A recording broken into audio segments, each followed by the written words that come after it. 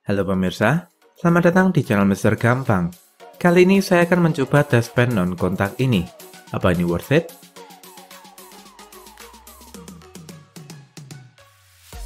Sebetulnya saya sudah punya multimeter yang sangat mencukupi untuk perbaikan elektronik. Tapi ada beberapa fitur yang pada dustpan ini yang saya butuhkan. Pertama adalah karena dustpan ini kecil dan tanpa kabel jadinya mudah dibawa-bawa dan tidak seribet multimeter. Yang kedua, dia memiliki senter yang cukup terang. Akan saya coba matikan dulu lampunya. Bisa dilihat nyalanya cukup terang.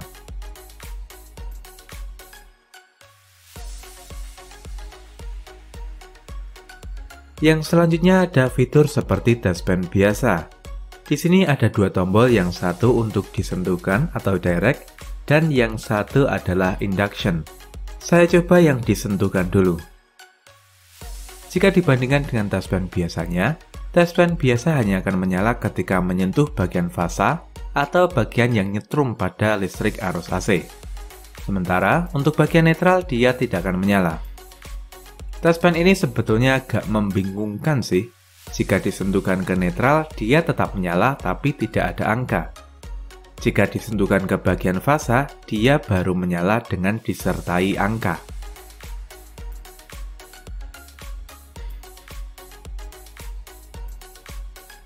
Pada bagian ini menurut saya dustpan biasa lebih simpel. Tapi, fitur ini juga dapat difungsikan untuk mengecek kabel yang terhubung atau tidak. Jika tombol ditekan dan ujung dustpan disentuh, maka lampu akan menyala. Akan saya matikan lampu agar lebih kelihatan. Nah, begini jadinya.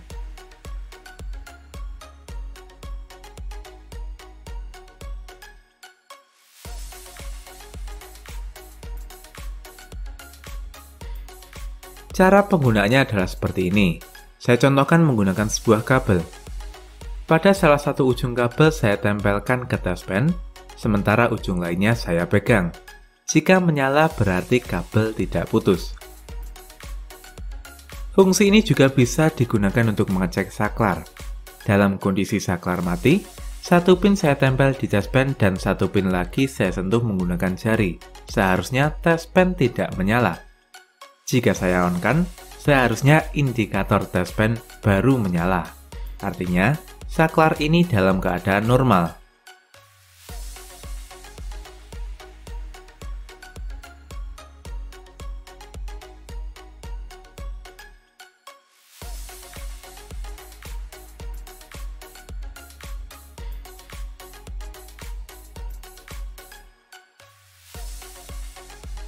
Yang terakhir adalah fitur yang paling saya butuhkan, yaitu deteksi listrik tanpa kontak atau tanpa perlu menyentuh bagian tembaga listriknya. Ini adalah fitur yang akan saya gunakan untuk mencari letak putus pada suatu kabel. Sekarang saya akan mencoba menggunakan fitur ini. Bisa pemirsa lihat, ini adalah kabel yang cukup panjang ya. Di dalamnya ada dua kabel hitam dan merah. Kabel warna hitam saya pegang menggunakan tangan dan salah satu pinnya saya sentuhkan ke dustpan. Bisa dilihat lampunya menyala, artinya kabel hitam terhubung atau tidak putus. Sementara jika saya mengecek kabel merah, dustpan tidak menyala, artinya kabel merah terputus entah di mana.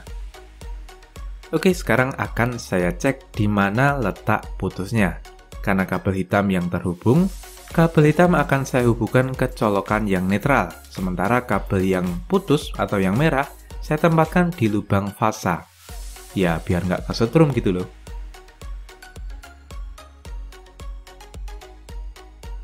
Sekarang saya akan menekan tombol induction dan menempelkannya pada bagian luar kabel. Pada bagian dekat colokan, ini muncul simbol listrik. Artinya di sini masih ada listrik yang mengalir.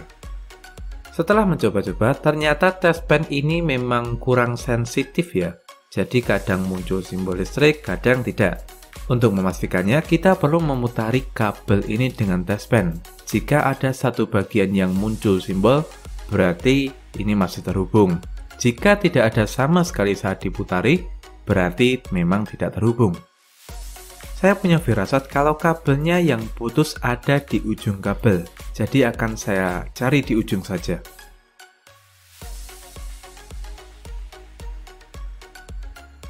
Nah, sekarang saya sudah menemukan letak putusnya kabel ini. Akan saya coba potong di sini, kemudian saya kelupas dulu.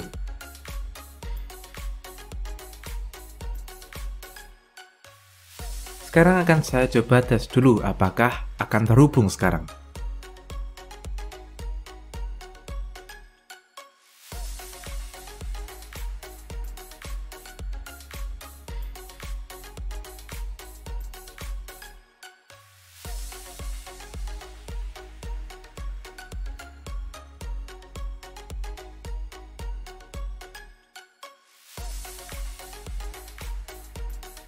Nah, bisa dilihat ya, kabel merah sudah terhubung. Sekarang ini akan saya coba langsung cek di listrik.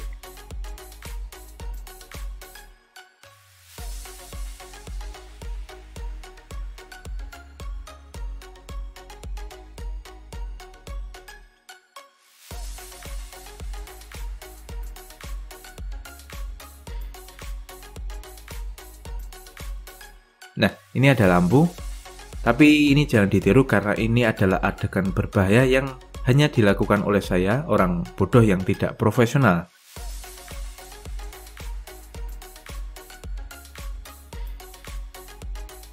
Nah, lampunya menyala, artinya kabel sudah normal dan memang test pen ini berfungsi walaupun agak kurang sensitif. Itulah beberapa kelebihan yang dimiliki test pen ini. Untuk kekurangannya, akan saya sampaikan pada video selanjutnya agar tidak terlalu panjang. Sekian dulu video kali ini, semoga bermanfaat dan sampai jumpa di video selanjutnya.